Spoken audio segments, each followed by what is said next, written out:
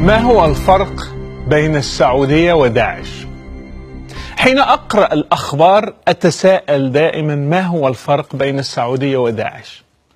إذا كانت داعش تقطع الأيدي بتهمة السرقة فالسعودية تفعل نفس الشيء، وإذا كانت داعش تنفذ حد الحرابة فالسعودية تقوم بنفس الشيء، وإذا كانت داعش تقوم بتنفيذ حد الردة وهو القتل فالسعودية تفعل الشيء نفسه.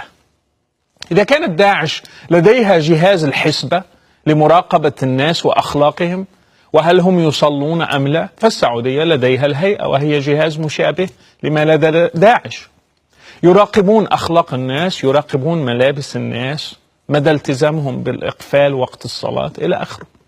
إذا كانت داعش تعتبر الذين لا يؤمنون بدينها كفارا ومرتدين فالسعودية تعتبر الشيعة كفارا وتعتبر تارك الصلاة كفارا وتعاقب المدونين مثل رائف بدوي بتهمة الردة وبتهمة انتقاد الإسلام. إذا كانت داعش تقتل الساحر وتقطع رأسه فالسعودية لديها جهاز خاص بذلك وتقتل الساحر وتقطع رأسه أيضا. إذا كان لدى داعش زعيم ديني يسمونه الخليفة فلدى السعودية زعيم ديني يسمونه خادم الحرمين.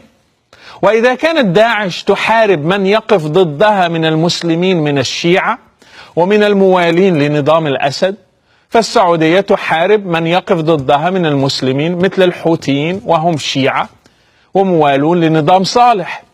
إذا كانت داعش لا تحترم حقوق الإنسان فالسعودية أكثر من يعادي حقوق الإنسان، بل إن داعش أفضل أحيانا من السعودية.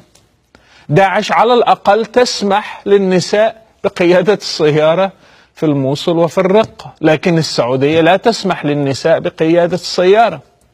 داعش تجلد الناس والسعودية أيضا تجلد الناس أمام الملأ.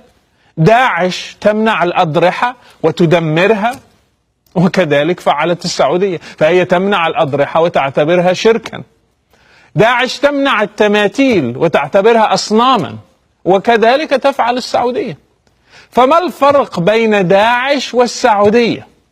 كلاهما ضد حقوق الإنسان وكلاهما يرتكبان الجرائم في حق البشر. فلماذا النفاق السياسي إذن؟ لماذا يقبل المجتمع الدولي التعامل مع السعودية ولا يقبل التعامل مع داعش؟ إذا كانت داعش تمول العمليات الإرهابية فالسعودية مولت المجاهدين في أفغانستان، وبأموال البترول السعودية قامت القاعدة وقامت العديد من المنظمات الجهادية. إذا أردنا أن نقضي على الإرهاب فلنطالب السعودية باحترام حقوق الإنسان.